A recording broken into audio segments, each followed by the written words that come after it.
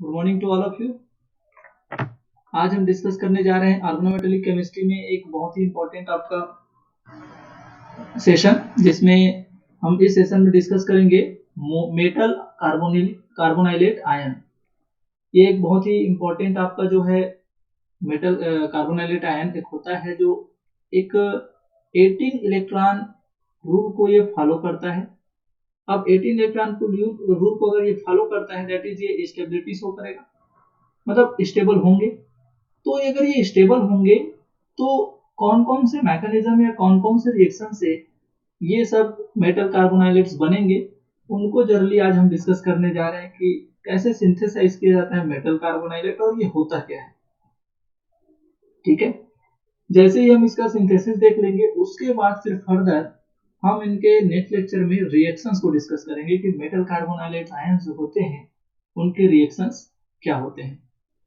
ठीक है, तो सबसे पहले तो बात करते हैं कि मेटल कार्बोनाइलेट्स होता क्या है। तो मेटल कार्बोनाइलेट्स अगर मैं बात करूं तो ये तो पहली बात हो गई कि ये मेटल है, तो वहां पास एक मेटल होगी। अब कार्बोनाइलेट दैट इज मेटल का कार्बोनिल होगा, ये लो मेटल का कार्बोनिल है।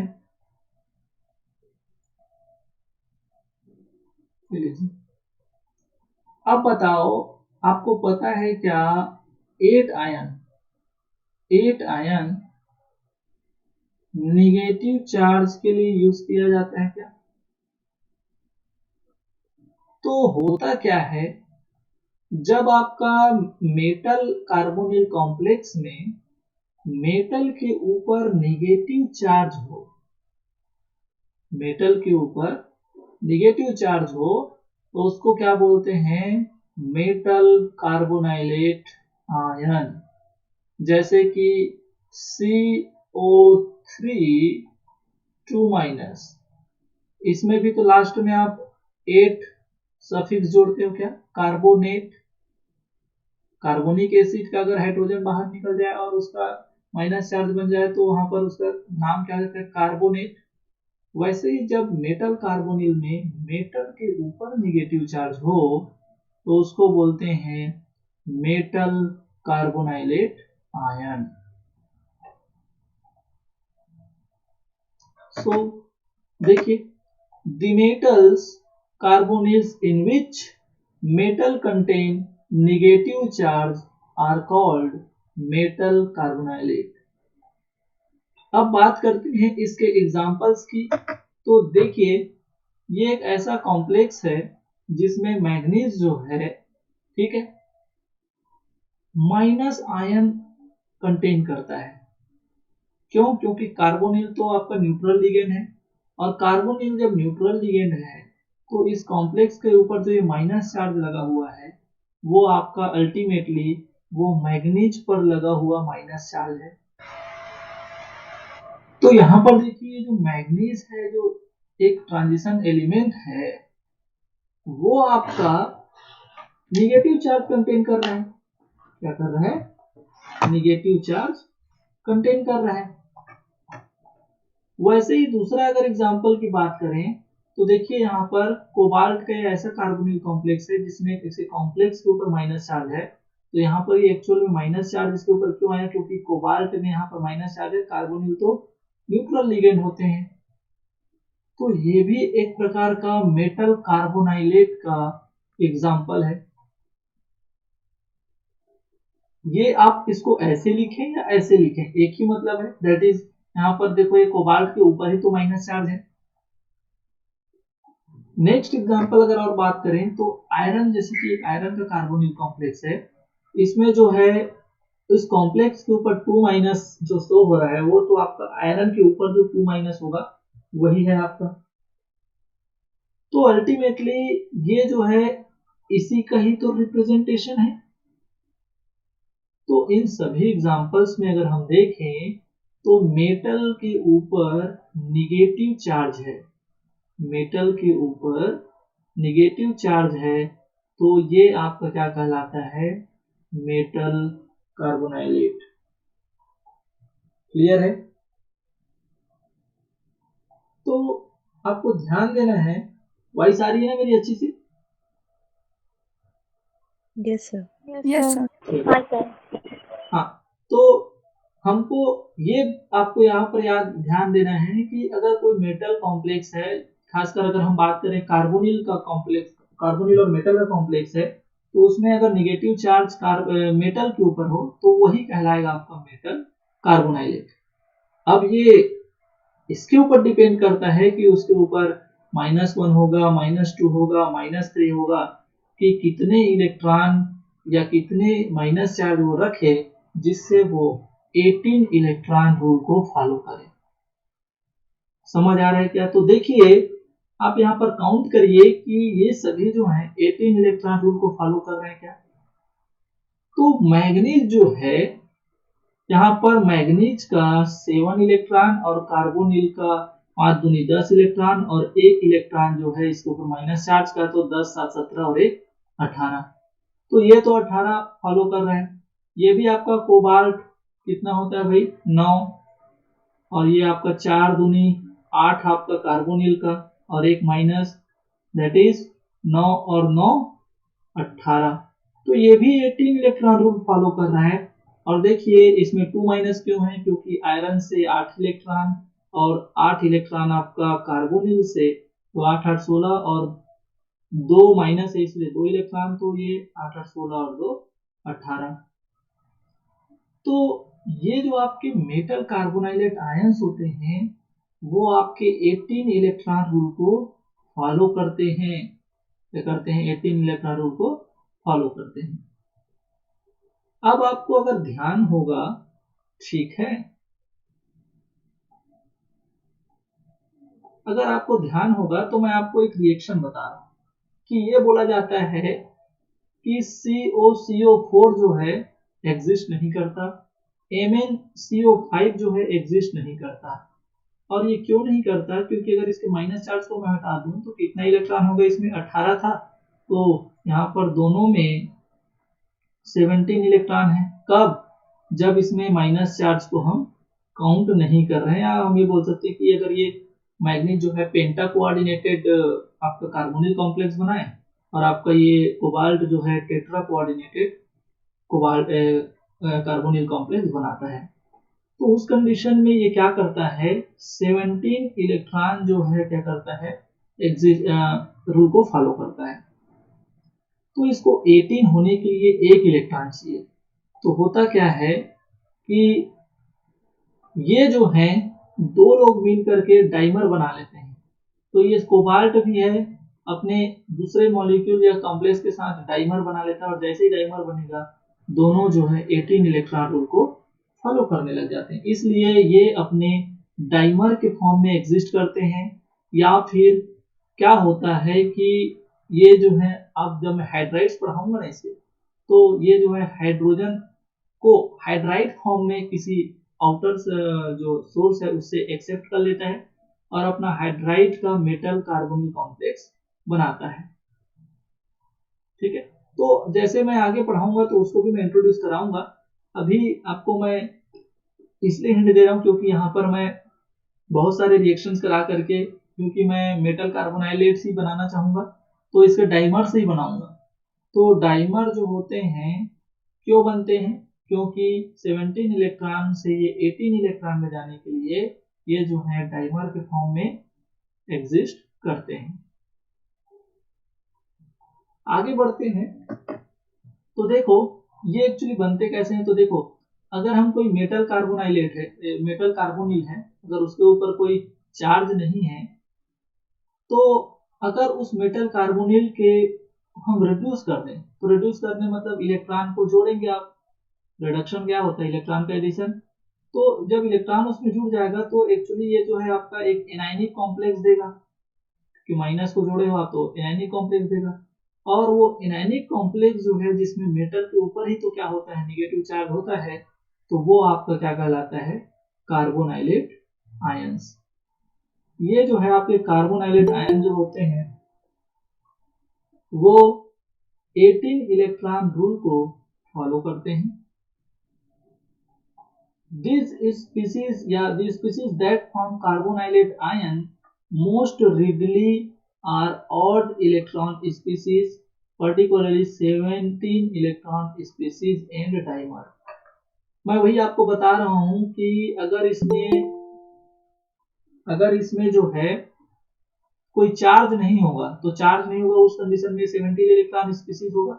तो ये जो 17 इलेक्ट्रॉन स्पीसीज होते हैं वो जो है बहुत फास्ट इलेक्ट्रॉन एक्सेप्ट करके 18 इलेक्ट्रॉन में कन्वर्ट होने की टेंडेंसी रखते हैं। ठीक है, वैसे ही जो डाइमर होते हैं, इसके डाइमर, वो डाइमर जो है ब्रेक होकर के होमोलाइसिस से आपका जो है मेटल कार्बोनाइलेट बनाते हैं। ये जो आपके कार्बोनाइलेट आयंस होते हैं वो थर्मली स्टेबल होते हैं, but in contrast to the most neutral metal carbon is highly sensitive. Obviously तुम 18 इलेक्ट्रॉन रूल को फॉलो कर रहे हो इसलिए स्टेबल तो होगे, लेकिन एक 18 इलेक्ट्रॉन कॉम्प्लेक्स जो कि न्यूट्रल है उसके रेस्पेक्ट में तो सेंसिटिव होगे, उससे ज्यादा तो स्टेबल नहीं होंगे, क्योंकि तुम में चार्ज है तो चार्ज वाला तो जो आपका आयन होता है वो ऑब्वियसली कहीं ना कहीं वो न्यूट्रल वाले आपके कॉम्प्लेक्स से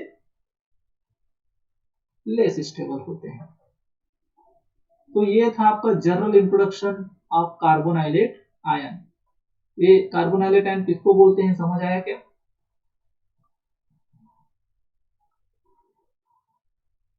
क्विक रिस्पॉन्स। ठीक, चलिए अब बात करते हैं कार्बोनाइलेट आयंस में कि ये जो आपके कार्बोनाइलेट आयंस हैं कुछ लोगों के साथ या कुछ कॉम्प्लेक्स के साथ, जो आपके न्यूट्रल कार्बोनिल कॉम्प्लेक्स होते हैं उनके साथ इलेक्ट्रॉनिकली और स्ट्रक्चरली ये क्या होते हैं, उसके आइसो इलेक्ट्रॉनिक और आइसो स्ट्रक्चरल रिलेशन शो करते हैं। समझ आया क्या? जैसे कि अगर मैं एग्जांपल आपको बताता हूं तो यहाँ पर देखो कुछ मैंने मेटल्स कार्बोनाइलेट लिखे हैं और इनको मैं ये बता रहा हूँ कि इनके साथ आइसो इलेक्ट्रॉनिक और आइसो स्ट्रक्चरल रिलेशन शो करते हैं। समझ आ रहा है क्या? तो आइसो इलेक्ट्रॉनिक मतलब क्या होता है, समान नंबर ऑफ इलेक्ट्रॉन्स इसमें और इसमें, और आइसो स्ट्रक्चरल मतलब सेम काइंड ऑफ हाइब्रिडाइजेशन पाया जाएगा तो सेम काइंड ऑफ स्ट्रक्चर उसकी होगी। तो यहां से क्वेश्चन बन चुका है कि बताओ कि ये जो आपका एक मेटल कार्बोनाइलेट्स है वो किसका आइसो इलेक्ट्रॉनिक बिहेवियर, किसके साथ आइसो इलेक्ट्रॉनिक बिहेवियर और आइसो स्ट्रक्चरल बिहेवियर शो कर रहा है। तो आप थोड़ा सा नोटिस करेंगे कि चलो हम देखते हैं कि दोनों में आपका जो है इलेक्ट्रॉन्स का संख्या जो है बराबर है क्या।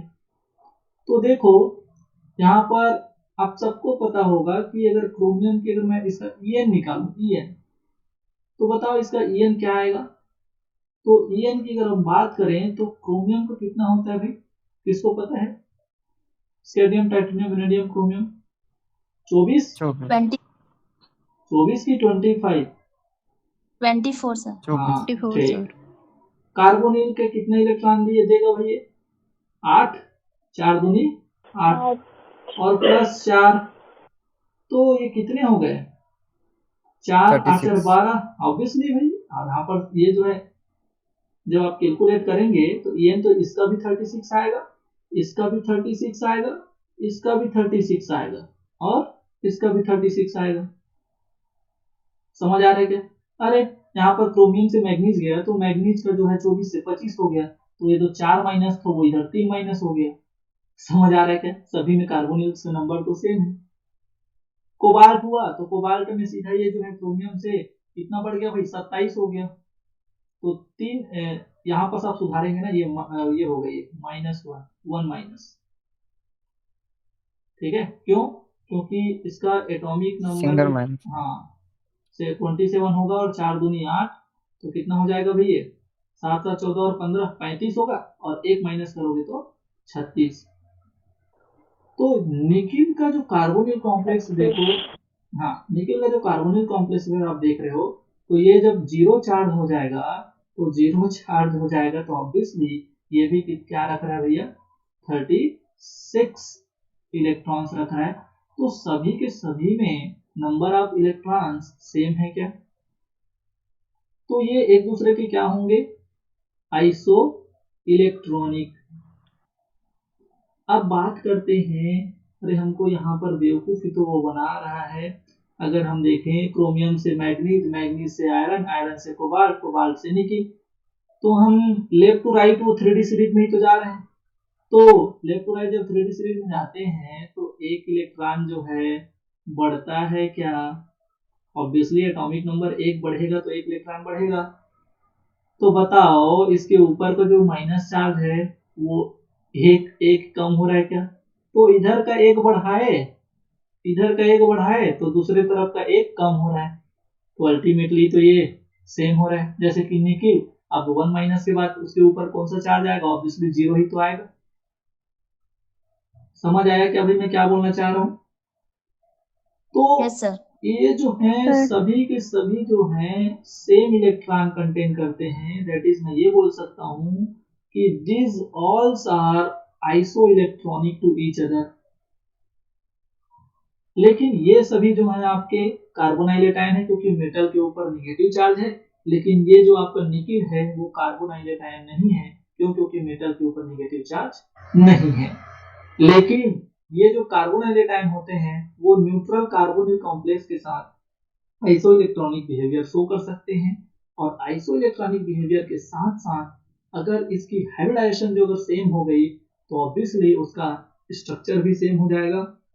और आपको सबको पता होगा कि यहाँ पर इन सभी की जो आपकी ज्योमेट्री होगी या स्ट्रक्चर होगी वो सेम होगी। आप हाइब्रिडाइजेशन क्या कर देना, फाइंड आउट कर लेना। समझ आया क्या? तो अगर बताओ कि इनमें हाइब्रिडाइजेशन भी अगर सेम हो गई, तो हाइब्रिडाइजेशन सेम होगी तो इसका स्ट्रक्चर सेम होगा कि नहीं?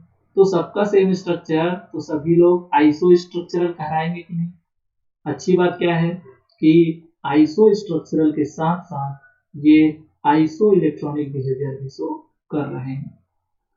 तो अगर ये समझ गए होंगे तो आपको इसको कैलकुलेट करने में 2 मिनट नहीं लगेगा कि यहाँ पर ये जो है आपका iso electronic plus iso structural behaviour show करते हैं।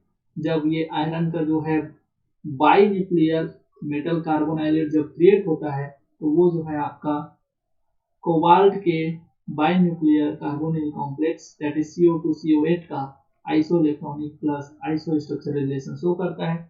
वैसे ही क्रोमियम का ये कॉम्प्लेक्स मैग्नीज के इस कॉम्प्लेक्स के साथ iso electronic plus iso structural behaviour show करता है। आप इनका कैलकुलेट करके देख सकते हैं खुद से कि iso structural plus iso electronic behaviour इनमें हो रहा है कि नहीं। अब बात करता हूं मैं, आपका ये प्रीवियस ईयर का एक क्वेश्चन आया हुआ है CSIR नेट में। वो क्वेश्चन बोलता है on reducing trinuclear iron carbonyl complex with an excess of sodium, a carbonylate ion is formed. The iron is isoelectronic with, वो ये बोल रहा है कि बताओ कि जो आयरन का कॉम्प्लेक्स इसके इस कॉम्प्लेक्स के रिडक्शन से बनेगा वो किसका आइसो इलेक्ट्रॉनिक होगा? दैट इज किसमें उसी के इतना इलेक्ट्रॉन्स होगा। समझ आया क्या भाई? क्वेश्चन समझ आया क्या? तो सबसे पहले तो हमको ये पता होना चाहिए कि Fe3 ये जो CO12 है वो जब एक्सेस ऑफ सोडियम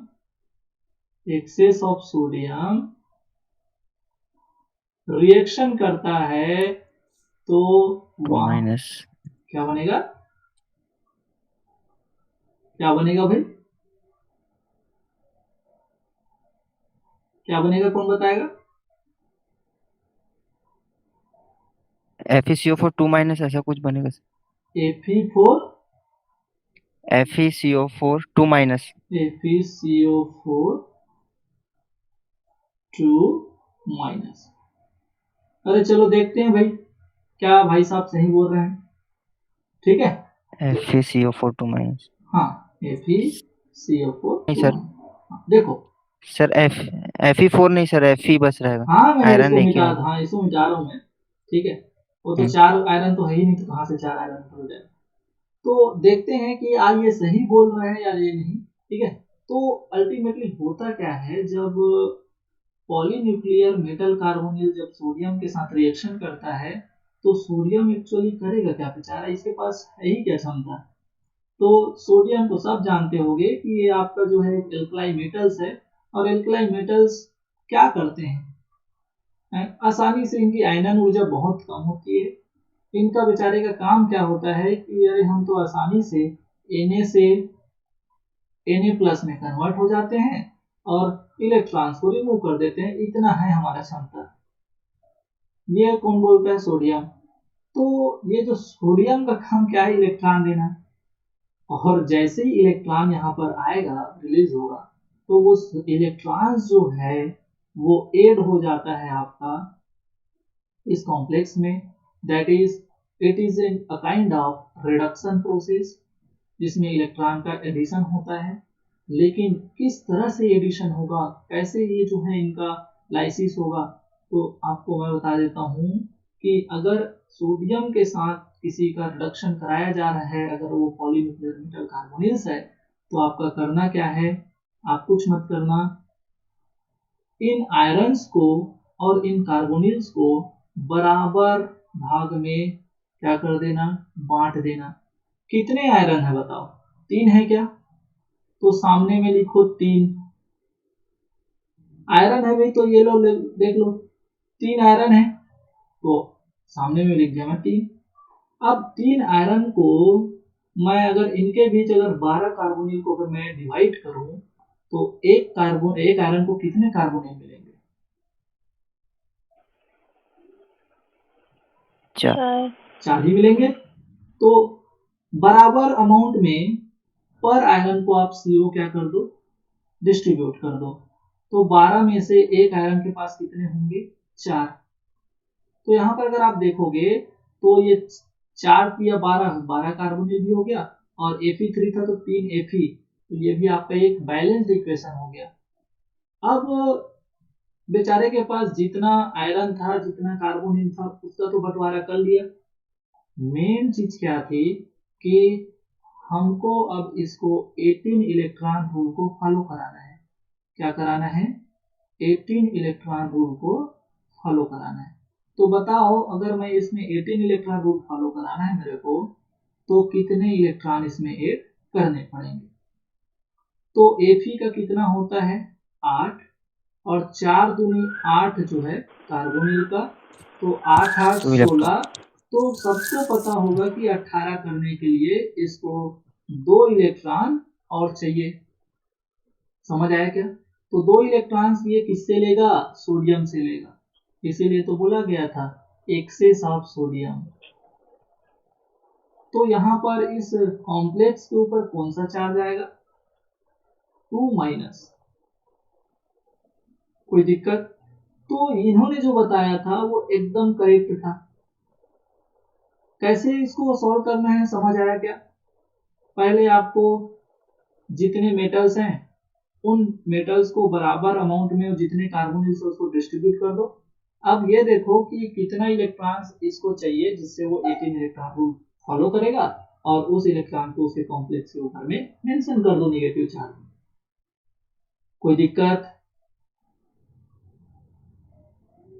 अरे कोई दिक्कत यहाँ तक किसी को? तो नो सर। तो पहला काम आपका क्या था कि उसी से सॉल्व होता है क्वेश्चन, जिससे ये जो है आपका ये रिएक्शन को करा पाता, क्योंकि जब तक आप प्रोडक्ट नहीं पता करेंगे कि क्या प्रोडक्ट बन रहा है, तो फिर कैसे पता करोगे कि ये किसके साथ iso electronic iso structural behaviour show कर रहा है। तो सबसे पहला काम था हमारा कि हम ये पता लगाएं कि ये जो है क्या प्रोडक्ट बना रहा है। तो ये एक प्रकार का method of preparation of metal carbonylate है। ठीक है, method of preparation of metal carbonylate. अब आप ध्यान देंगे, एक सेकेंड सर कॉल आ रहा है। अब आप ध्यान देंगे तो अब हमको ये देखना है कि ऑप्शन के साथ ये जो आपके 4 ऑप्शंस हैं वो कौन कौन से ऑप्शंस हैं जिनके साथ ये आइसो इलेक्ट्रॉनिक बिहेवियर शो कर सकता है। तो कितने इलेक्ट्रॉन्स हैं इसके पास बताओ भाई। 36। Sir second will be correct sir. Second will be correct. हाँ, तो जो कैलकुलेट कर लिया होगा वो आप पता चल जाएगा कि second option will be correct option. ठीक है, देख लो कैलकुलेट करके। तो यहाँ पर देखिए मैग्नीज कितना होता है भाई, इसमें कितना होता है कौन बताएगा? अरे 25। 7 + 8 ये भी 18 होगा, दैट इज 36 होगा क्या? और इसको हाँ भी सर, अगर हाँ आप सर। गिनोगे तो ये 18 से 18 गिनोगे तो 18, और अगर ईएन देखोगे तो 36। ये वाला तो बिल्कुल नहीं होगा। कितना होगा भाई? 7 और 10 17, एक घटा दो 16। तो ये वाला तो हो ही नहीं सकता 16 थर्ड। वेनेडियम कितना होता है? 5 और 12। 5 5 1 6 5 और 12 कितना होता है? 12 5 17, 17 और 1 12 6 18। हाँ हाँ, मतलब टोटल 18। तो अगर मैं कोई 18 इलेक्ट्रॉन रूल से खोजने की कोशिश करता तो पहला ऑप्शन उसका क्या करता है, ये वाला थर्ड ऑप्शन तो 18 इलेक्ट्रॉन फॉलो ही नहीं कर रहा है। लेकिन कई लोग अगर क्या करते 36 वाला कॉन्सेप्ट पकड़ते तो अरे ये भी हो गया 36, ये भी हो गया 36, ये भी हो गया 36। अब मेरा दिमाग क्या हो जाएगा खराब कि तीनों के तीनों 36 हैं और पूछा क्या है कि ये किसके साथ आइसो इलेक्ट्रॉनिक बिहेवियर है। तो आइसो इलेक्ट्रॉनिक तो किसके साथ कर रहे हैं? सबके साथ। लेकिन वहां एक्चुअली इस आइसो इलेक्ट्रॉनिक का मतलब ओनली आइसो इलेक्ट्रॉनिक नहीं था, बट ये पूछ रहा था कि iso electronic plus iso structural कौन होगा। तो यहाँ पर बताओ कितने सीओ के साथ ये आयरन कोऑर्डिनेट है? 4। फोर तो obviously 5 coordinated carbonyl complex never iso structural with 4 coordinated carbonyl complex. तो कौन सा वाला आपका जो है मोर प्रोमिनेंट आपका आंसर होना चाहिए? Second will be correct answer. समझ आया क्या? सर एक तरीके से और फाइंड कर सकते हैं सर इसको। बताइए। जैसे क्योंकि तीनों ऑप्शन ए बी और डी 18 इलेक्ट्रॉन रूल है, हाँ। लेकिन यहाँ पे आइसो इलेक्ट्रॉनिक पूछा है, मतलब हम केवल मेटल का देख सकते हैं। आयरन में 8 होता है और ऊपर में 2 - भी है, तो 8 + 2 10। 10। तो ऐसे तीनों ऑप्शन में से कहीं पे 10 नहीं आ रहा है निकिल को छोड़ के, क्योंकि निकिल न्यूट्रल है। तो उस पर बिल्कुल टोटल 10 इलेक्ट्रॉन होगा, तो वो आइसो इलेक्ट्रॉनिक है मेटल दोनों वहाँ पे। नहीं, ऐसा बिल्कुल मत करना, ठीक है। क्योंकि मैग्नीस में 7, तो 7 और नहीं 1 नहीं, 8। ठीक है यहाँ पर वैसे जो वेनेडियम हाँ, में यहाँ पर ठीक है आप बोल रहे हो। अब बताओ, मैं एक हम्म, कॉम्प्लेक्स लेता हूँ मैं A9CO6। तो क्या करते? A9 एक ऑप्शन में ये बनाता, चलो ये फोर्थ ऑप्शन में बनाता, ठीक है। ये फिफ्थ ऑप्शन में बना देता हूँ A9CO6। सपोज मान लो निकिल जो है हेक्सा कोऑर्डिनेटेड कॉम्प्लेक्स बना, तो तुम्हारे हिसाब से तो निकिल के पास कितना इलेक्ट्रॉन है? 10 ना, सॉरी मतलब हाँ कोनिक, हाँ 10। तो हाँ हाँ सर। आयरन के पास भी तुम 2 चार्ज निकाल दिए, तो यहाँ भी 10। तो इसमें भी निकिल के पास 10 है और इसमें भी 10 है और दूसरे वाले ऑप्शन में भी 10 है, तो तुम किसको सेलेक्ट करोगे? सर वो डिपेंड करता है सर, CSIR क्या आंसर लेगा उस समय। ना, डिपेंड ये नहीं करता। मैं आपको ये समझाना चाह रहा हूँ कि ये जो आप कॉन्सेप्ट पकड़ रहे हो वो करेक्ट कॉन्सेप्ट नहीं है, ठीक है। ऐसे अपने मन से कुछ भी कॉन्सेप्ट नहीं बनाना है। समझ आया मैं क्या बोलना चाह रहा हूँ आपको? कि ठीक सर। सिर्फ मेटल का आप देखोगे तो मेटल के साथ तो ये फिफ्थ ऑप्शन ऐसा भी बन सकता है ना, तो वहां पर तो आप गलत कर देते। अगर आप इस कॉन्सेप्ट से बनाते तो अगर सेकंड ऑप्शन नहीं रहता और निकिल का NiCO6 रहता तो फटाक से आप इसको देखते ही बना देते, ऐसे टिक कर देते। गलती होने के चांसेस थे कि नहीं? हम्म। समझ आया मैं क्या बोलना चाह सर रहा हूँ? बट हाँ आइसो स्ट्रक्चर मेंशन नहीं किया उसके बाद भी कोऑर्डिनेशन देखना है क्या सर, कितने से ऑब्वियसली कोऑर्डिनेट है वो? ऑब्वियसली ऑब्वियसली देखना है, क्यों? क्योंकि आइसो इलेक्ट्रॉनिक का मतलब ये है कि ये भी 36 है और ये भी 36 है और ये भी 36 है, तो this all three are isoelectronic with respect to each other. But isoelectronic के साथ अगर आपको आइसो स्ट्रक्चर भी पूछता है तो आपका ये ऑप्शन सेकंड करेक्ट है। लेकिन आपको तो एक ही ऑप्शन का कुछ एक ही ऑप्शन आपको सिलेक्ट कर सकते हो, और आपको पूछा क्या है, आइसो इलेक्ट्रॉनिक, तो आपको iso electronic plus iso structural को आपको प्रेफर करना है। सर बट एक बार क्वेश्चन में देखो जैसे दिया है, the hmm iron is iso electronic with, iron is iron is iso electronic with, ठीक है, विथ। ठीक है। आप, मैं क्या बता रहा हूं आपको कि इस ऑप्शन में जो आपका ये 10 इलेक्ट्रॉन वाला कॉन्सेप्ट चल रहा है वो करेक्ट हो सकता है, नो डाउट यहाँ पर। लेकिन अगर ये हाँ ऑप्शन हाँ। रहता तो कैसे करते हैं, मैं ये बोलना चाह रहा हूँ। आप आप जो एग्जाम्पल लिए ना उसमें 18 इलेक्ट्रॉन फॉलो नहीं हो रहा है। किसमें? अभी आप जो नहीं एग्जाम्पल उसमें, लिए निखिल हाँ हाँ CO6 में, हाँ, अरे तो नहीं हो रहा है तो उसको अरे तो ये ऑप्शन तो होगा ही नहीं ना, ऑप्शन तो होगा नहीं ही नहीं। वो मतलब यहाँ पे 18 वाला कंसेप्ट नहीं आएगा, यहाँ पे ये बोला कि the iron is iso electronic with, मतलब जो आयरन मेटल है उस कार्बोनिल में सेंट्रल एटम, वो किसके साथ आइसो इलेक्ट्रॉनिक है, अरे मैं इस तरीके से हाँ, पूछा है उसने। बिल्कुल बिल्कुल। अगर हम्म अगर इस क्वेश्चन को अगर तुमको कंप्लीट आगे नहीं बढ़ाता तो ये सिर्फ हम्म एक प्रिपरेशन ऑफ मेटल कार्बोनाइलेट ही है, कि तुमको पता चल रहा है क्या कि इसके रिडक्शन कराने से तुम आयरन के ऊपर कितना चार्ज चढ़ाओगे, हम्म समझे? तो ठीक है, तुम हम्म क्वेश्चन को समझ गए तो यहाँ पर तुम्हारा काम तो हो गया। लेकिन मैं ये बता रहा हूँ कि अगर तुमको और यहाँ से क्वेश्चन बनेगा, क्योंकि मैं जो क्वेश्चन टाइप किया था उसको मेरे को शायद हटाना नहीं था, मैं उसके साथ उसको isoelectronic plus isostructural करके बनाया था। लेकिन मेरे ख्याल से आपको same to same as it is दिखाना चाहिए क्वेश्चन करके, मैं इसको ला दिया, ठीक है। क्योंकि ओके सर। हाँ, आपको आगे की सोचना है कि अगर ये ऐसा पूछ दिया तो आपको और आगे कैसे आपको उसके क्या बोलते हैं, वो कौन सा कॉन्सेप्ट आपको क्रिएट करा सकता है वो, समझ सर आया क्या? ठीक। जी सर। और जैसे कि अगर बैक साइड अगर आप देखोगे तो बैक साइड में अगर आप देख लेना वहां पर कि ठीक है आधे लोग तो चलो पकड़ लिए कि चलो iron is iso electronic with, क्या पता आधे लोग ये सोच रहे होंगे कि ये आयरन का कॉम्प्लेक्स को आइसो इलेक्ट्रॉनिक पूछ रहे हैं, समझ आया? मैं बताऊं ओके सर। आप क्या बोल रहे हो, आप जो सोच रहे हो ना वो बहुत गलत डायरेक्शन में चल रहे हो, क्योंकि एफी जो है, एफी को तुम बोल रहे हो कि सर एफी तो 10 इलेक्ट्रॉन हो गया, 10 मतलब 10 इलेक्ट्रॉन ले लिया। अरे लेकिन वो जब कॉम्प्लेक्स बनाया तो ये सिर्फ 10 इलेक्ट्रॉन नहीं रखता है, ये जब CO4 जब बाइंड हो गया इसके साथ तो टोटल इसके पास 36 इलेक्ट्रॉन्स होते हैं, समझ आया?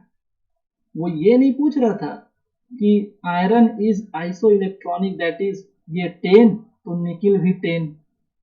After formation of complex iron के पास टोटल कितने इलेक्ट्रॉन्स हैं वो पूछ रहा था, iron is iso electronic with.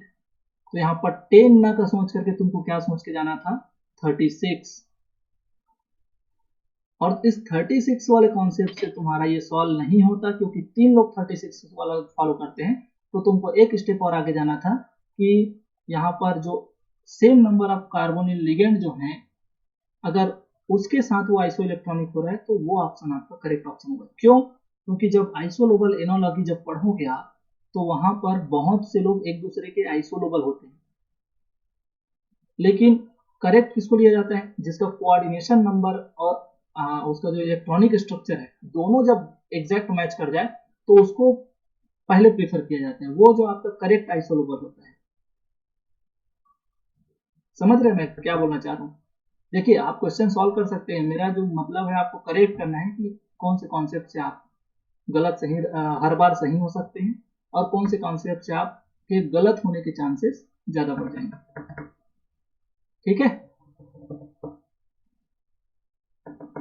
इस कौन पूछ रहा था अभी क्वेश्चन, ये गौरव? जी सर। समझ रहे हो मैं क्या बोलना चाह रहा हूँ कि आयरन को वो सिर्फ जी टू, सर, समझ गए हाँ सर। 2 के साथ नहीं पूछ रहा है, वो हाँ। टोटल जब पूरा कॉम्प्लेक्स बन हम्म। गया तो आयरन के पास कितना इलेक्ट्रॉन हो गया वो पूछ रहा है। ओके ठीक है, सर। ठीक। जी। चलो अब बात करते हैं सिंथेसिस ऑफ कार्बोनाइलेट आयन की। तो अगर आपको सिंथेसिस करने की अगर बात आती है तो कैसे कैसे सिंथेसिस होगा इसके हम रूट को अगर यहाँ पर डिस्कस करेंगे कि पहला चीज तो ये दिख रहा है हमको कि मेटल का कार्बोनिल का अगर कोई न्यूट्रल कॉम्प्लेक्स है तो उसमें आप उसका रिडक्शन करा दो, तो रिडक्शन करा दोगे तो इलेक्ट्रॉन ऐड हो जाएगा और मेटल के ऊपर निगेटिव चार्ज आ जाएगा। साथ ही कुछ न्यूक्लियोफिलिक अटैक भी होगा, ठीक, और कुछ डिसप्रोपोर्शनेशन रिएक्शन भी होते हैं जिससे कार्बोनाइलेट आयन बनते हैं। तो बहुत सारे रिएक्शंस मैं यहाँ पर कवर करने की कोशिश किया हूँ कि अगर आपका एग्जाम में क्वेश्चंस आता है तो क्यों ना आपके नोटबुक से क्वेश्चंस आए। तो देखिए बाय रिडक्शन, सबसे पहले रिडक्शन में अगर बात करें तो ऑब्वियसली कुछ रिड्यूसिंग एजेंट यूज करेंगे। तो अभी जैसे कि मैं आपको रिएक्शन दिखा रहा था उसमें एल्कलाइन मेटल सोडियम लिया था, तो कुछ reducing agent alkaline metal hydrides जैसे KH हो गया, NaH हो गया, सोडियम बोरोहाइड्राइड, और आपका ये एक और रिड्यूसिंग एजेंट ट्राइएथाइल बोरोहाइड्राइड। तो ये जो है रिड्यूसिंग एजेंट के साथ जब रिड्यूस कराया जाता है किसी मेटल कार्बोनिल को जो न्यूट्रल होता है तो इस मेथड से मेटल के ऊपर negative charge that is electron का एडिशन हो जाता है और आपका मेटल कार्बोनाइलेट बन जाते हैं। जैसे कि सबसे पहले अगर बात करें कि ऐसा सिस्टम हो जिसमें कोई मेटल जो है CO10 10 कार्बोनिल से जुड़ा हो और उसको सोडियम के साथ एक्सेस ऑफ सोडियम के साथ रिएक्शन कराया जाता है, तो आपको करना क्या है, मैं आपको पहले बताया जो कॉन्सेप्ट कि सबसे पहले आपको जितने मेटल्स दिए हैं उन पर मेटल्स आप जो है कितने कार्बोनिल डिस्ट्रीब्यूट हो सकते हैं उसको डिस्ट्रीब्यूट कर दो। फिर 18 इलेक्ट्रॉन फॉलो कराने के लिए जितने इलेक्ट्रॉन्स की जरूरत होगी उसको उस कॉम्प्लेक्स के ऊपर में मेंशन कर दो।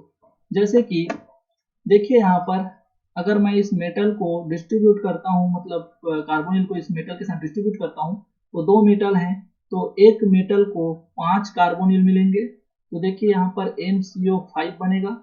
और अगर मैं M2CO10 होगा तो ये एग्जाम्पल मैं बता देता हूँ इसका, मैग्नीज जनरली Mn2CO10 बनाता है और जब मैग्नीज होगा तो वहां पर 7 और 10 17 दैट इज एक इलेक्ट्रॉन की जरूरत पड़ती है उस कॉम्प्लेक्स के ऊपर जिससे वो 18 इलेक्ट्रॉन रूल को फॉलो कर देता है। तो उसके ऊपर कौन सा चार्ज आएगा, माइनस चार्ज आएगा। दैट इज यहाँ पर मेटल कौन कौन से हो सकते हैं जो M2CO10 कॉम्प्लेक्स बनाते हैं, तो ये होता है आपका मैग्नीज वाला जो ग्रुप होता है आपका मन तक दैट इज मैग्नीज और TC और RE। तो ये जब मेटल कौन होंगे Mn TC RE, जब वो M2CO10 टाइप का आपका क्या बनाए कॉम्प्लेक्स बनाए और उसको अगर सोडियम के साथ रिडक्शन कराया जाता है तो वहां पर आपको करना क्या है, 5 में कार्बोनिल एक मेटल के साथ डिस्ट्रीब्यूट कर देना और उसको 18 इलेक्ट्रॉन रूल फॉलो कराने के लिए एक इलेक्ट्रॉन की जरूरत होती है, इसलिए कॉम्प्लेक्स के ऊपर एक माइनस लगा देना। समझ आया क्या भाई? वैसे ही अगर बात करते हैं M3 टाइप का कार्बोनिल कॉम्प्लेक्स है और M2 वाला जो है मतलब by nuclear try nuclear tetra nuclear सभी टाइप के जो कार्बोनिल कॉम्प्लेक्स हैं उसको मैं पहले लेक्चर में आपको पहले डिस्कस कर चुका हूँ कि इनके जो है ट्राई न्यूक्लियर कार्बोनिल बनाने की टेंडेंसी होती है, किनके पास बाई न्यूक्लियर बनाने की टेंडेंसी होती है, किनके पास टेट्रा होती है। ठीक है, तो यहाँ भी हमको करना क्या है, कुछ नहीं करना है, सेम कॉन्सेप्ट है। जब सोडियम के साथ अभी भी रिडक्शन हो रहा है तो आपको मेटल को 3 मेटल है, ठीक है, और यही यही क्वेश्चन तो आया था आपका, यही वाला कॉन्सेप्ट तो आया था अभी जो हम सॉल्व कर रहे थे। आपका 3 मेटल को 4 कार्बोनिल डिवाइड कर देना और कितने इलेक्ट्रॉन्स की जरूरत पड़ेगी भाई, तो 2 इलेक्ट्रॉन्स की जरूरत पड़ेगी। ये लो, तो मेटल कौन कौन से होते हैं जब ये 2 इलेक्ट्रॉन्स की जरूरत होगी, तो ऑब्वियसली यहाँ पर मेटल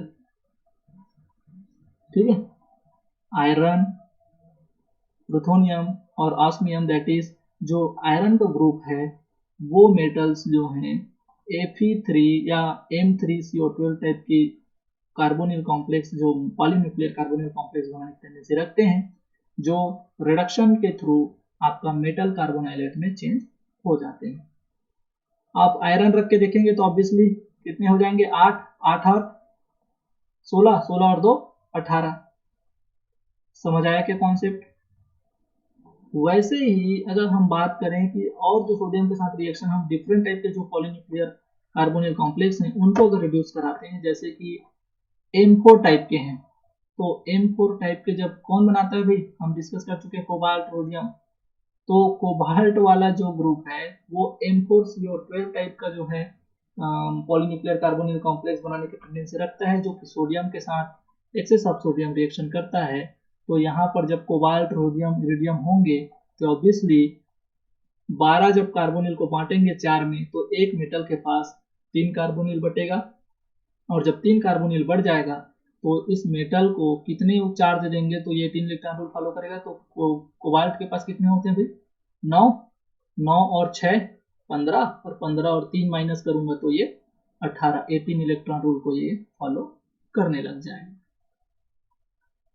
कॉन्सेप्ट आपका क्लियर आया क्या, कि जब सोडियम के साथ पॉलीन्यूक्लियर मेटल कार्बोनिल को रिएक्शन कराया जाता है, दैट इज रिडक्शन रिएक्शन कराया जाता है, तो वहां पर रिड्यूस्ड प्रोडक्ट जो होता है वो एक मेटल कार्बोनाइलेट होता है, और उसको हमको कैसे आइडेंटिफाई करना है कि कौन सा बनेगा। ये कॉन्सेप्ट आपको समझ आया क्या, ये ट्रिक आपको समझ आया क्या? Yes sir. चलो तो कुछ एग्जांपल्स कर लेते हैं। जैसे कि अगर बात करें कि ये लीजिए, ये एक आयरन का कॉम्प्लेक्स है। आयरन का जो एक बाइन्यूक्लियर कॉम्प्लेक्स है जिसमें मेटल मेटल बॉन्ड प्रेजेंट है, वो सोडियम के साथ रिएक्शन कर रहा है। तो आपको करना कुछ नहीं है, क्या पता इसको ऐसे ना दे करके वो ऐसे लिख देता, ऐसे लिख देता Fe2 Cp CO4। अरे लिख सकता था क्या, Fe2 Cp ईटा 5 ना, ईटा 5 Cp ट्वाइस और CO4, ऐसे लिख सकता था कि नहीं? बिल्कुल लिख सकता था। तो अगर ऐसा लिखा रहता और रिएक्शन कराता वो मेरे सोडियम मेटल से, तो एक्चुअल सोडियम मेटल जो है क्या काम करता है भाई, एडिशन ऑफ इलेक्ट्रॉन, क्योंकि बेचारे के पास काम ही क्या है, इसका इलेक्ट्रॉन ही तो दे सकता है। तो आपको करना कुछ नहीं है, आपको पता होना चाहिए कि मेटल कार्बोनिल जो होते हैं वो सोडियम के साथ रिडक्शन रिएक्शन शो करके इलेक्ट्रॉन एक्सेप्ट करते हैं और मेटल कार्बोनाइलेट बनाते हैं।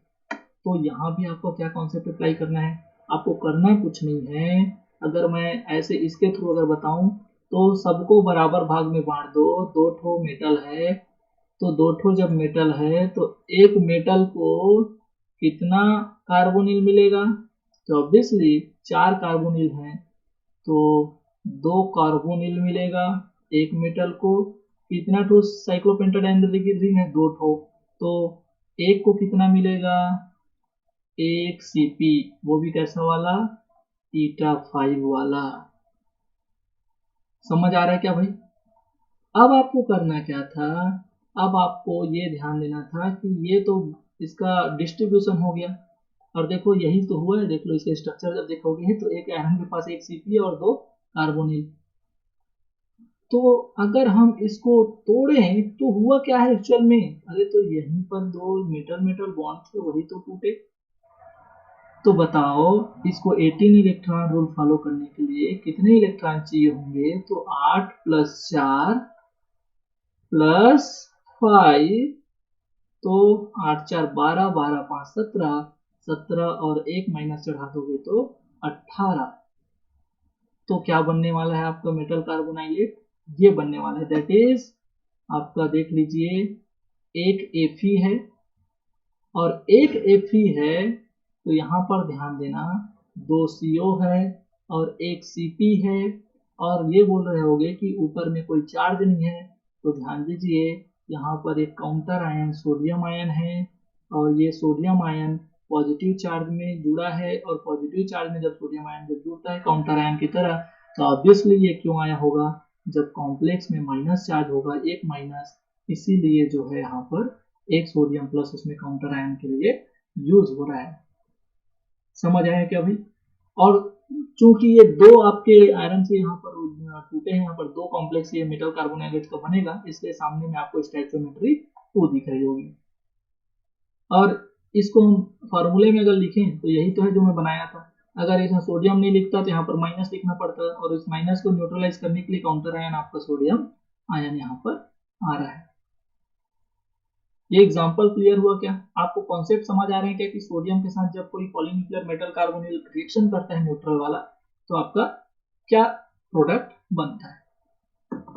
आगे बढ़ें।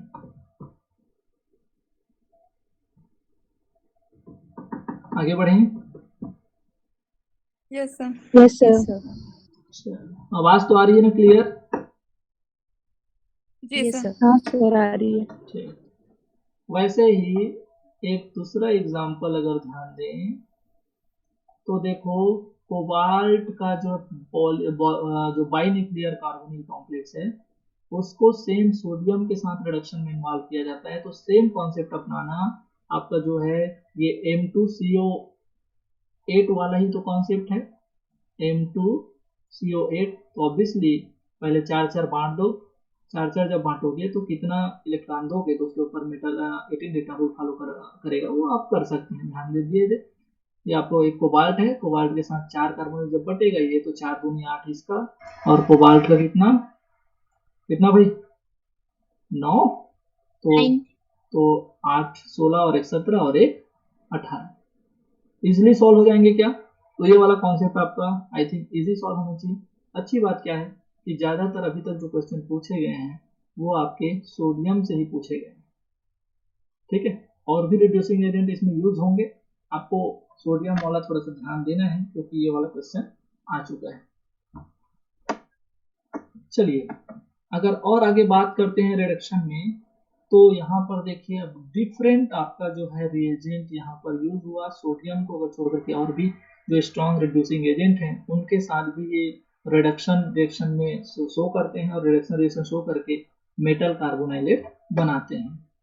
तो यहाँ भी अगर आप ध्यान दे रहे होगे तो सेम वही कॉन्सेप्ट इसके साथ भी शो होता है, तो सोडियम के साथ शो हो रहा था। अभी भी आपका ये जो है आपका मेटल कार्बोनाइलेट जो बन रहा है वो आपका 18 इलेक्ट्रॉन रूल को फॉलो करेगा।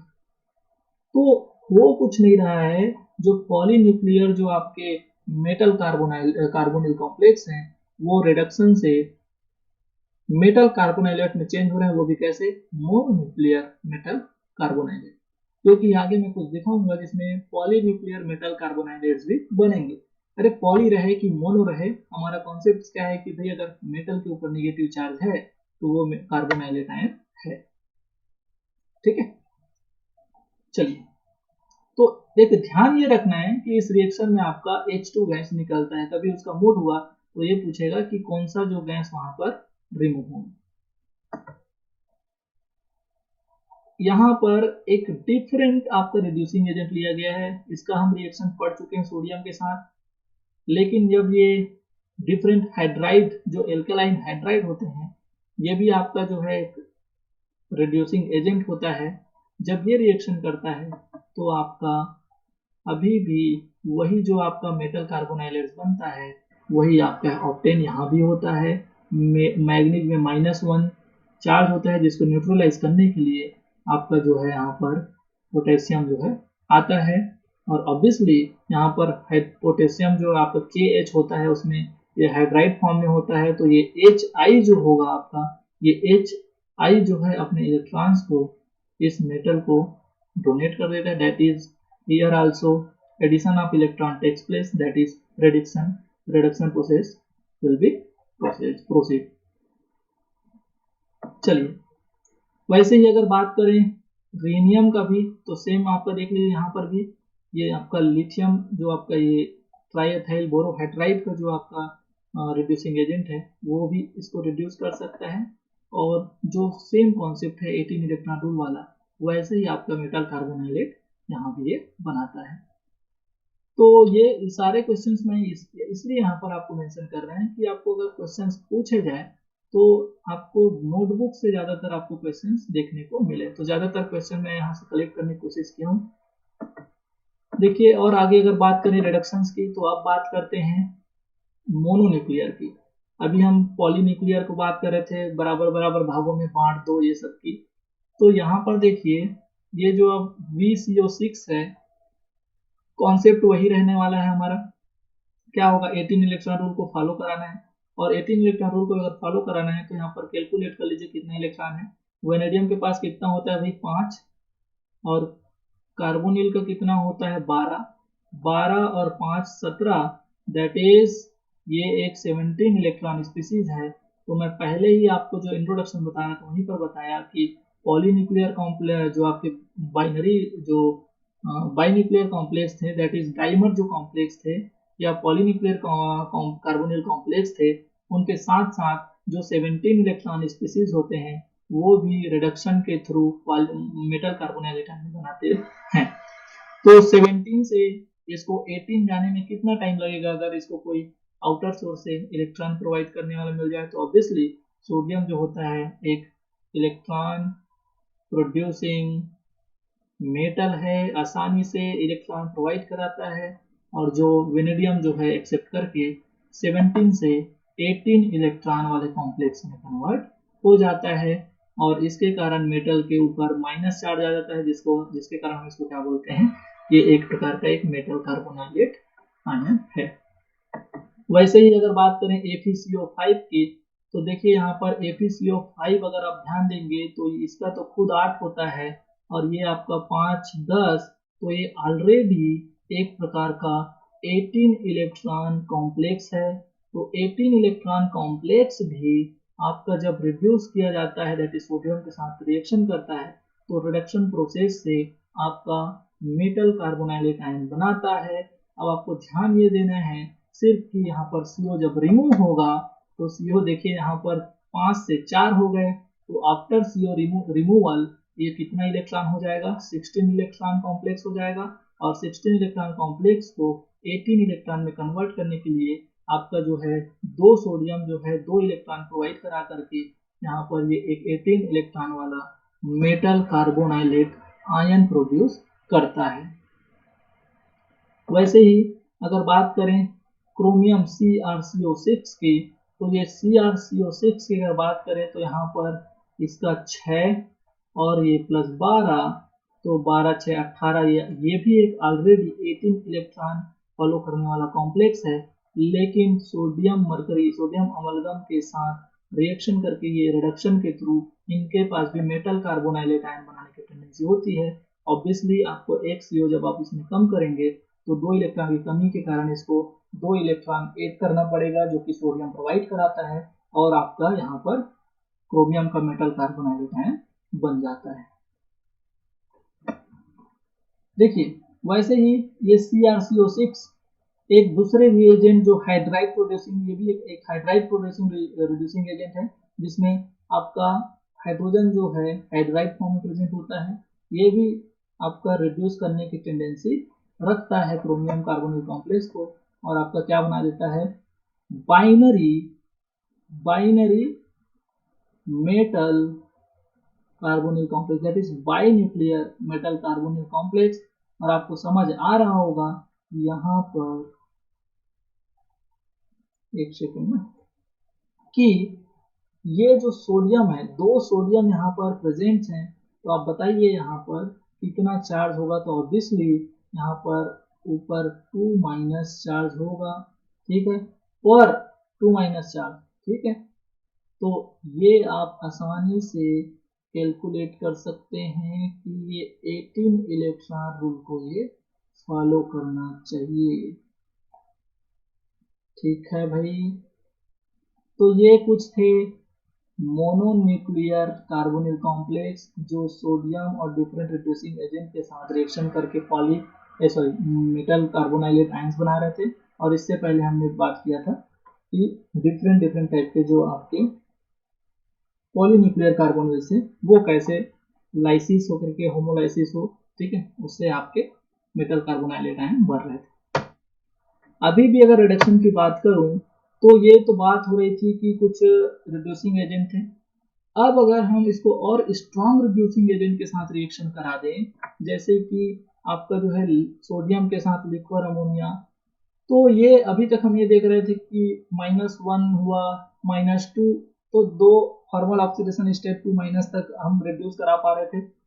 लेकिन जब और मोर स्ट्रॉन्गर रिड्यूसिंग एजेंट, जैसे कि ये सभी जो आपके लिखे हुए हैं, alkaline metals plus crown ether, liquid ammonia plus sodium, तो ये क्या करते हैं और भी आगे रिडक्शन चालू कर देते हैं।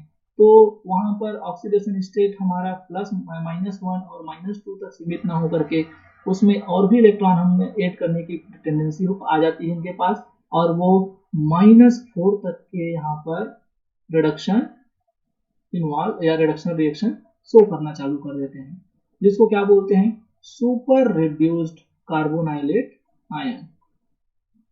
क्लियर है? तो उसके एग्जांपल्स देख लेते हैं।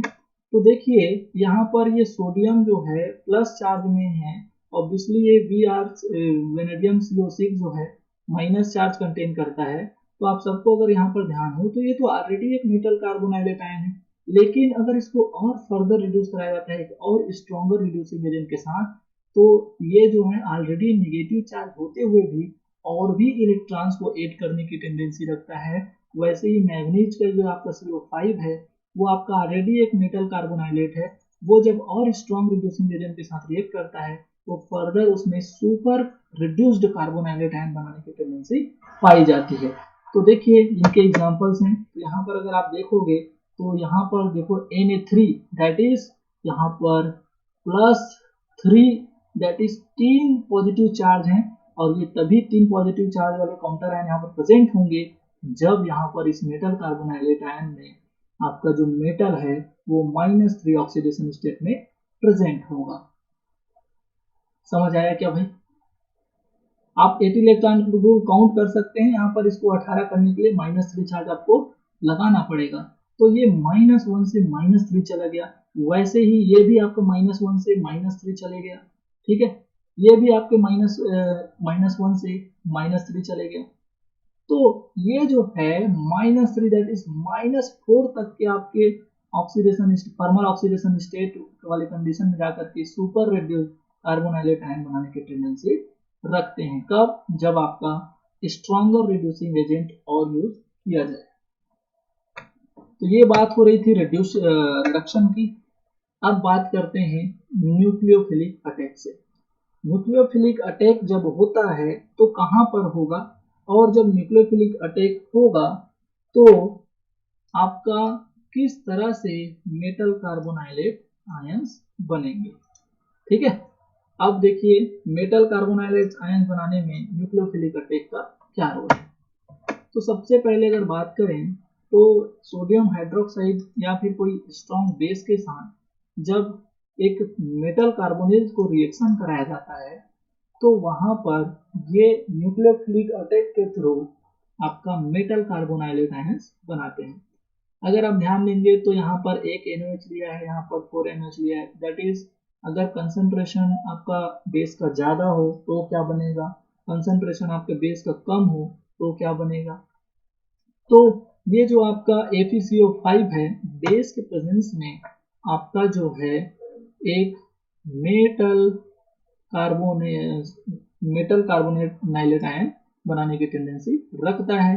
जैसे कि सबसे पहले स्टेप में CO2 जब रिमूव होता है तो वहां पर एक हाइड्राइड जुड़ जाता है, जो NaOH का हाइड्राइड है वहां पर वो हाइड्राइड जुड़ जाता है, और जब हाइड्राइड जुड़ जाएगा तो ऑब्वियसली यहाँ पर इस कॉम्प्लेक्स के ऊपर एक माइनस चार्ज आ जाता है, और उस माइनस चार्ज को न्यूट्रल करने के लिए काउंटर आयन सोडियम प्लस का प्रेजेंट हो जाता है। लेकिन अगर हम इसको फर्दर और रिड्यूस कराते हैं मेटल हाइड्राइड के साथ तो आपका ये जो है हाइड्रोजन है वो रिमूव हो जाता है, और हाइड्रोजन जब रिमूव हो जाता है तो यहाँ पर -1 से ये -2 या high reduced metal carbonylate ion में चेंज हो जाता है।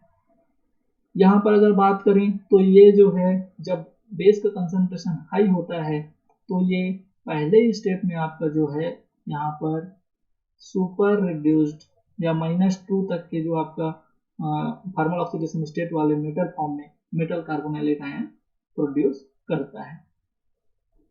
वैसे ही अगर बात करें CrCO6 का OH माइनस के साथ रिएक्शन का, तो इनमें भी जो है आपकी मेटल कार्बोनाइलेट बनाने की टेंडेंसी होती है। ठीक है, ऑब्वियसली ये जो है अगर आपको करना कुछ नहीं है, ये अगर खुद से 18 है तो 18 के लिए इसको बाहर करने के 18 से आपको अगर इसमें और मेटल कार्बोनाइलेट बनाना है तो सबसे पहले तो इस 18 को फर्दर कम करना पड़ेगा, दैट इज CO को निकालना पड़ेगा, और CO जब निकलेगा तो वहां पर उसके बदले आपको इलेक्ट्रॉन्स प्रोवाइड वहां पर करानी पड़ेगी। Fe2CO9 बाइन्यूक्लियर आयरन का कार्बोनिल कॉम्प्लेक्स, इसमें भी आपकी ये टेंडेंसी होती है कि ये मेटल कार्बोनाइलेट आपका बना है, वो भी किस टाइप की, बाइन्यूक्लियर मेटल कार्बोनाइलेट आयन। अब मैं इसके मैकेनिज्म को थोड़ा सा डिस्कस करता हूँ कि किस तरह से यहाँ पर मैकेनिज्म पाया जाता है जिससे ये आपके न्यूक्लियोफिलिक अटैक से मेटल कार्बोनाइलेट बनते हैं। तो सबसे पहले ध्यान देना, यहाँ पर अगर आप देखे होंगे तो ये आयरन FeCO5 था, तो उसको मैं ऐसे लिख सकता हूँ कि Fe जो है Fe और आपका जो है एक CO बैक बॉन्डिंग से जुड़ा हुआ है, ये CO जो है आपका आयरन के साथ तो डबल बॉन्ड, तो अगर इधर डबल बॉन्ड है तो यहाँ भी डबल बॉन्ड। मैं इसके रेजोनेटिंग स्ट्रक्चर को आपको पहले लेक्चर में बता चुका हूँ कि मेटल कार्बोनिल के पास कैसे रेजोनेटिंग स्ट्रक्चर होते हैं। अब होता क्या है, सबको पता होगा कि कार्बोनिल का जो कार्बन होता है वो आपका इलेक्ट्रोफिलिक होता है, दैट इज इसको इलेक्ट्रॉन चाहिए होता है। और सबको पता है कि NaOH में जो OH माइनस है, इसमें माइनस आयन, दैट इज इसको न्यूक्लियस, ये न्यूक्लियोफाइल है, तो ये न्यूक्लियोफाइल है, इसको न्यूक्लियस चाहिए, और ये इलेक्ट्रोफाइल है, इसको इलेक्ट्रॉन चाहिए। तो क्या होता है कि जैसे ही ये जो आपका न्यूक्लियोफाइल जो है एक इलेक्ट्रोफिलिक सेंटर जो कि कार्बोनिल का कार्बन होता है उस पर अटैक करता है, वैसे ही आपका जो ये बैक बॉन्डिंग जो हुआ रहता है जो रिटर्न हो जाता है, दैट इज आयरन अपना इलेक्ट्रॉन्स वापस ले लेते हैं। और अगर ऐसा हो जाएगा तो ऑब्वियसली यहाँ पर कार्बोनिल के कार्बन से OH तो जुड़ जाएगा, लेकिन Fe के ऊपर माइनस चार्ज आ जाएगा। तो यहाँ पर देखिए इस स्टेप में Fe में माइनस चार्ज और यहाँ पर OH का कार्बोनिल के ऊपर एडिशन हो गया। अब होता क्या है कि ये फर्दर रेजोनेंस में इन्वॉल्व हो जाता है, ये आपका ये हो गया, ये फिर से आपका ये यहाँ, तो यहाँ पर माइनस आ जाता है, तो दो रेजोनेटिंग स्ट्रक्चर बनते हैं, फिर से ये रिपीट होगा। तो जैसे ये रिपीट होगा तो फिर से ये जो आपका माइनस आयन है वो फिर से यहाँ पर चले जाएगा। ठीक है, तो होता क्या है कि आपका जो है अल्टीमेटली माइनस चार्ज, अगर मैं ये बोलूं कि मेटल के ऊपर क्या है, माइनस चार्ज है, तो ये जो आपका CO2 निकलने की टेंडेंसी होती है ये बहुत ज्यादा होती है, क्योंकि ये एक स्टेबल गैस है। ठीक है, जैसी पॉसिबिलिटी बने कि वहां पर डिकार्बोक्सिलेशन होता है तो वहां पर वो रिएक्शन हो जाता है। तो होता क्या है कि यहां से आपका जो ये आपका हाइड्रोजन है वो आपका हाइड्राइड फॉर्म में जब निकलता है, तो हाइड्राइड फॉर्म में निकलने के कारण आपका यहाँ पर ये जो है बॉन्ड यहाँ से ये जुड़ जाता है, दैट इज यहाँ पर ये पॉजिटिव चार्ज का जनरेट हुआ। ये इतना आसान तो नहीं होता, बल्कि इसको बोलते हैं कि हाइड्राइड ट्रांसफर हो रहा है करके। तो वहां पर ये जो आपका बॉन्ड जो है टूट करके यहाँ पर निगेटिव, यहाँ पर पॉजिटिव, दैट इज अल्टीमेटली अगर मैं ये बोलूँ कि यहाँ पर ये CO2 के फॉर्म में रिमूव हो जाता है, और चूंकि बॉन्ड इधर से शिफ्ट हुआ है तो यहाँ पर पॉजिटिव चार्ज ये हाइड्राइड फॉर्म में जाकर के हाइड्राइड शिफ्ट करके यहाँ पर ये जुड़ जाता है, और ये एक चार्ज उसके ऊपर माइनस वाला अभी भी प्रेजेंट रहता है। तो इस प्लस को जो यहाँ इस बॉन्डिंग, अल्टीमेटली मैं बोलूँ कि ये बॉन्ड यहाँ शिफ्ट हो रहा है और ये बॉन्ड आपका यहाँ शिफ्ट हो रहा है, और आयरन के ऊपर क्या है, निगेटिव चार्ज। तो अगर डिकार्बोक्सिलेशन से -CO2 होने से क्या बना आपका, तो -CO2 होने से आपका ये कॉम्प्लेक्स बनता है जो कि एक प्रकार का मेटल कार्बोनाइलेट आयन ही है, क्योंकि अभी भी इस मेटल के पास निगेटिव चार्ज है। ये फर्दर क्या करता है, दो और रिएक्शंस में इन्वॉल्व हो सकता है। अगर इसका मेटल हाइड्राइड के साथ इसको रिएक्शन कराया जाए तो ये जो आपका मेटल हाइड्राइड है ये H माइनस आपके यहाँ से Fe से ये आपका जो Fe है इस बॉन्ड को तोड़ करके आपका जो है H प्लस रिमूव कर देता है और फाइनली यहाँ पर H2 रिमूव होता है, H प्लस और H माइनस मिल करके H2 रिमूव कर देता है। और अब यहाँ पर Fe में पहले से एक माइनस था और आपका जो है इस हाइड्रोजन के साथ बॉन्ड टूटने के कारण एक और माइनस आया, तो अल्टीमेटली FeCO4 2 माइनस यहाँ पर जनरेट हो गया। क्लियर है? ये तो बात हुई थी जब एक कम कंसंट्रेशन बेस का लेकर के फिर से आपको एक रिड्यूसिंग एजेंट के साथ रिएक्शन कराया जाए जो कि मेटल हाइड्राइड था। तो लेकिन अगर उसका कंसंट्रेशन ही बढ़ा दिया जाए, बेस का कंसंट्रेशन बढ़ा दो, तो बेस का कंसंट्रेशन बढ़ाओगे तो ये तो आपका एक बेस जो है आपको यहाँ तक ला के छोड़ दिया, तो फर्दर जो और भी बेस जो है NaOH के, तो उसमें से OH माइनस जो है इस एसिडिक प्रोटॉन को आपका H प्लस फॉर्म में एक्सेप्ट करके H2O रिमूव करता है और आपका Fe में एक माइनस पहले से था और इस बॉन्ड के टूटने के कारण आपका एक माइनस और आ जाता है, दैट इज FeCO4 2 माइनस आपका एक मेटल कार्बोनाइलेट आयंस बन जाता है। तो हुआ कुछ नहीं है, अरे देख लीजिए हमको करना क्या है, कुछ नहीं करना है, एक कार्बोनिल को निकालो रे और एक कार्बोनिल को निकालने से 2 इलेक्ट्रॉन की कमी होती है और 2 इलेक्ट्रॉन की कमी को उस बेस के थ्रू आप रिप्लेस कर दो, अभी भी वही बन रहा है जो सोडियम के साथ रिएक्शन करके बनता था। अंतर सिर्फ ये है कि यहाँ पर रिडक्शन आपका जो क्या बोलते हैं उसको रिडक्शन ना होकर के न्यूक्लियोफिलिक अटैक के थ्रू यहाँ पर मेटल कार्बोनाइलेट बन रहा है 8 plus 8 plus 2 that is 18 electron complex. समझ आया क्या भाई? यहां तक समझ आया क्या सबको? Quick response?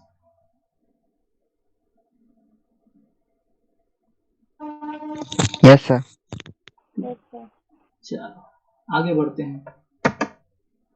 ये जो आपके कॉम्प्लेक्स बने हैं ना, ऑब्वियसली ये जो 2 माइनस है तो उसको सोडियम जो है आपका NaOH का सोडियम उसको न्यूट्रल करने के लिए वहां पर काउंटर आयन की तरह आप वहां पर इलेक्ट्रोस्टैटिक अट्रैक्शन से जुड़ेगा, ठीक है। तो ये जो आपके FeCO4 बने हैं ना, या FeCO4 2 माइनस जो मेटल कार्बोनाइलेट बने हैं आयरन के, वो उसको कोलमांस रिएजेंट भी बोलते हैं। क्या बोलते हैं? कोलमांस रिएजेंट। याद रखेंगे भाई, ठीक है। अब बात करते हैं डिस्प्रपोर्शनेशन रिएक्शन से कि डिस्प्रपोर्शनेशन रिएक्शन में कैसे मेटल कार्बोनाइलेट्स बनते हैं।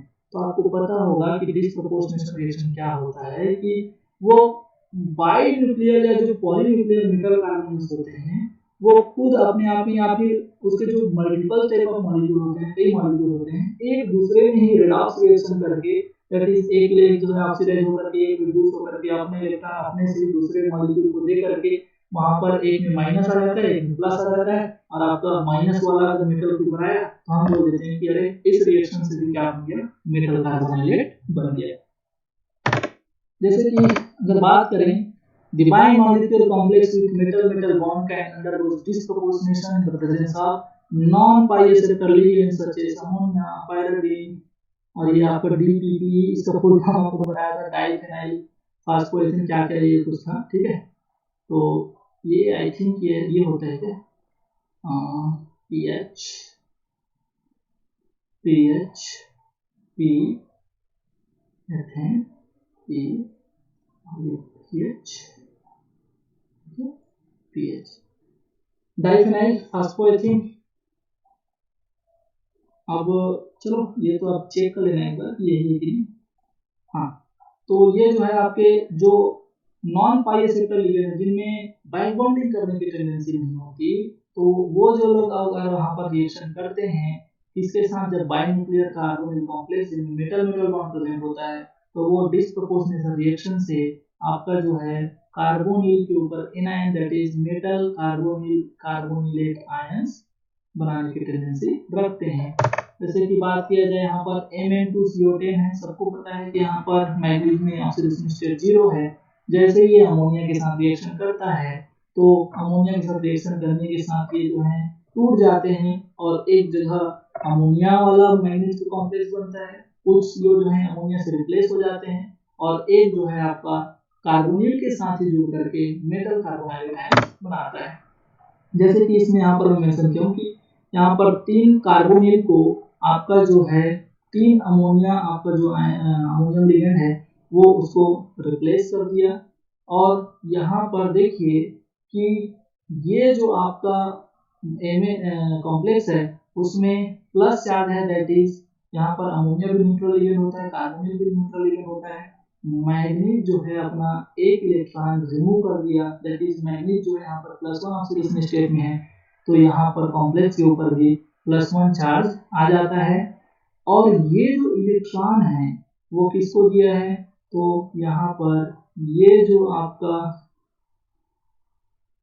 सेकेंड आपका जो कॉम्प्लेक्स बना है मैग्नीज का MnCO5, उसको 18 इलेक्ट्रॉन होने के लिए इलेक्ट्रॉन की कमी थी, तो ये मैग्नीज अपना इलेक्ट्रॉन दे करके यहाँ पर आपका 18 इलेक्ट्रॉन में इस कॉम्प्लेक्स को कन्वर्ट कर दिया। तो हुआ कुछ नहीं है, in the presence of weak pi circle ligand या non pi circle ligand, these are proportionate to each other and after this proportionation metal carbonylate आपका फॉर्म होगी। ठीक है, अगर आप 18 इलेक्ट्रॉन काउंट करेंगे तो मैग्नीज के यहाँ पर देखिए कितना भी 18 इलेक्ट्रॉन अगर आप काउंट करेंगे तो ध्यान देंगे तो यहाँ पर 3 और 3 6 6 6 12 तो यही हो गए, 12 तो आपके लिगेंड के कारण हो गए, और मैग्नीज का कितना होता है 7, तो 12 7 19, और 19 होने के कारण ये एक इलेक्ट्रॉन रिमूव कर देता है, दैट इज पॉजिटिव चार्ज होने के कारण -1 इज इक्वल टू 18। तो ये जो है आपका क्या बन जाता है भाई, कन्वर्ट हो जाता है मेटल कार्बोनाइलेट, और दोनों जो है 18 इलेक्ट्रॉन को फॉलो करते हैं। अब दिक्कत ये आता है किसी दिन जब क्वेश्चन बनेगा या फिर जब मेरा टेस्ट होगा तो उसमें क्वेश्चन बनेगा कि बताओ कि यहाँ पर डिस्प्रपोर्शनेशन रिएक्शन तो हुआ, लेकिन किसके में इतनी हिम्मत है कि अमोनिया लिगेंड को कौन से चार्ज वाले लिगेंड के साथ वो जोड़े। तो यहाँ पर अमोनिया किसके साथ जुड़ेगा और किसके साथ नहीं जुड़ेगा, तो अमोनिया में जो नाइट्रोजन होता है ये एक हार्ड साइड होता है, और हार्ड साइड जो है एक हार्ड बेस की तरह काम करते हुए एक हार्ड एसिड के साथ ये जुड़ने की टेंडेंसी रखता है। लाइक टू लाइक इंटरेक्शन यहाँ पर होता है, hard to hard and soft to soft. क्यों, क्योंकि कार्बोनिल में जो है कार्बोनिल का कार्बन आपका सॉफ्ट लिगेंड होता है, सॉफ्ट साइट होता है, आपको मैं पहले ही कार्बोनिल पढ़ा रहा था वहां पर बताया था। तो वहां पर कार्बोनिल किसके साथ जुड़ता है, सॉफ्ट एसिड के साथ जुड़ता है, और वो कौन होता है, ऑब्वियसली जब किसी के ऊपर नेगेटिव चार्ज होता है तो उसका साइज जो है बढ़ जाता है, और साइज बढ़ने के कारण जेड इफेक्टिव कम होने के कारण उसको जो है सॉफ्ट नेचर शो करता है, और पॉजिटिव चार्ज आने के कारण उसमें जो है इफेक्टिव न्यूक्लियर चार्ज बढ़ने के कारण उसमें हार्डनेस आ जाती है। ठीक है, तो इसको आपको ध्यान देना है कि अमोनिया किसके साथ जुड़ेगा। किसी दिन ये रिएक्शन पूछेगा और आपको सिर्फ इसके ऑप्शन में ही आपको वो कर देगा कि इसमें एक बार माइनस लगाएगा, इसमें एक बार प्लस लगाएगा, और ध्यान ये भी देना है कि दोनों में अमोनिया नहीं जुड़ती, या दैट इज दोनों में इनकमिंग लिगेंड नहीं जुड़ते। In this reaction, electron transfer takes place from 19 electron MnCO3 NH3 thrice। यही तो हुआ है, एक 19 इलेक्ट्रॉन इंटरमीडिएट बनता है, और ये 19 इलेक्ट्रॉन होने के कारण ये जो है आपका एक इलेक्ट्रॉन इस 17 इलेक्ट्रॉन वाले को दे करके दोनों 18 में कन्वर्ट हो जाते हैं। इसी को ही बोलते हैं डिस्प्रपोर्शनेशन प्रोडक्ट। ठीक है, वैसे ही अगर यहाँ पर अगर मैं बात करूँ तो सिर्फ लिगेंड को चेंज कर दिया मैंने, पायराडीन को जब चेंज किया, 12 पायराडीन जब रिएक्शन करता है तो देखिए यहाँ पर कंप्लीट जो है एक पूरे CO को ये रिप्लेस कर दिया। पूरे CO को जब रिप्लेस करता है तो ये आपका पायराडीन किसके साथ जुड़ेगा, तो पायराडीन जुड़ेगा आपका पॉजिटिव चार्ज वाले के साथ। तो देख लो यहाँ पर आपका 2+ चार्ज है किसके ऊपर, मेटल के ऊपर, और कार्बोनिल वाला किसके साथ जुड़ा रहेगा, वो जुड़ा रहेगा आपका नेगेटिव चार्ज वाले के साथ। तो soft to soft interaction, hard to hard interaction. ठीक है, ये भी एक डिस्प्रपोर्शनेशन रिएक्शन का एग्जांपल है। वैसे ही यहाँ पर जब ये लिगेंड DPP, ये लो जी, हाँ ये सही था, मैं तो लिख रहा था आपका, ये लिगेंड था, ठीक है। तो Mn2CO10 जब इस लिगेंड के साथ रिएक्ट करता है तो इसमें भी आपका जो है कुछ CO जो है रिप्लेस हो जाते हैं इस DPP से, और आपका ये DPP किस मेटल के साथ जुड़ता है जिसमें ये पॉजिटिव चार्ज प्रेजेंट होता है। तो ये यहाँ पर +1 चार्ज होगा, और +1 चार्ज होगा, ऑब्वियसली ये इलेक्ट्रॉन यहाँ पर सेकेंड वाले में इसको प्रोवाइड करा देता है, और हम पढ़ रहे थे मेटल कार्बोनाइलेट आयन का बनना, ठीक है। वैसे ही ये आपके कुछ एग्जांपल्स हैं डिसप्रोपोर्शनेशन रिएक्शन को, इसको आप पढ़िए, ठीक है। आप क्या करना, इसमें सभी में 18 इलेक्ट्रॉन रूल काउंट करना, और 18 इलेक्ट्रॉन रूल जब काउंट करोगे तो ये आपका होमवर्क है कि कौन से मेटल के कौन से कॉम्प्लेक्स के ऊपर कितना चार्ज लगेगा। कॉन्सेप्ट मैं बता दिया हूँ कि कार्बोनिल वाला सॉफ्ट वाले के साथ जुड़ेगा, ये मैं बता सकता हूँ कि जितने भी सिर्फ कार्बोनिल वाले जुड़े हुए हैं वो कार्बोनिल वालों के ऊपर आप माइनस चार्ज लगाएंगे, और ये जो लेफ्ट वाले में जिनमें अदर लिगेंड सब्स्टिट्यूट कर दिए कार्बोनिल को उसमें आप प्लस लगाएंगे। अब करना क्या है आपको, ये आपको आइडेंटिफाई करना है कि किसमें कितने प्लस होंगे और किसमें कितने माइनस होंगे। क्यों? क्योंकि अगर इसमें +1 होगा इस कॉम्प्लेक्स के ऊपर तो ये एज अ काउंटर आयन ये जो कॉम्प्लेक्स है उसके ऊपर -1 होगा। चूंकि यहाँ पर देखो 2 ठो ये वर्क कर रहा है तो क्या पता इसमें जो है हाई चार्ज होगा, अकेले मिलकर के इसमें हाई चार्ज होगा, ठीक है। समझ आया क्या मैं क्या बोलना चाह रहा हूँ? Yes sir. तो आपको ये होमवर्क है कि इसमें कौन से कॉम्प्लेक्स में कितना चार्ज होगा, ठीक है। तो ये था आपका डिसप्रोपोर्शनेशन रिएक्शन से मेटल कार्बोनाइलेट आयन का बनना, ठीक है। ये उन्हीं सब चीजों को मैं लिख गया हूँ कि नाइट्रोजन जो एक हार्ड साइड है, हार्ड बेस की तरह काम करता है, तो हार्ड एसिड के साथ इंटरेक्ट करेगा, और सॉफ्ट बेस जो है सॉफ्ट एसिड के साथ इंटरेक्शन करेगा, hard to hard and soft to soft interaction. So guys ये था आपका मेटल कार्बोनाइलेट का बनने का मेथड्स। इसमें कुछ ट्रिक्स थे, कुछ कॉन्सेप्ट्स थे, उनको आपको अच्छे से ध्यान देना है, ठीक है। तीनों चारों जो मेथड आपके डिसप्रोपोर्शनेशन, रिडक्शन और न्यूक्लियोफिलिक का टेक पढ़े उनको आपको अच्छे से ध्यान रखना है। Thanks for your kind attention. कुछ डाउट होगा तो पूछ सकते हैं, ठीक है।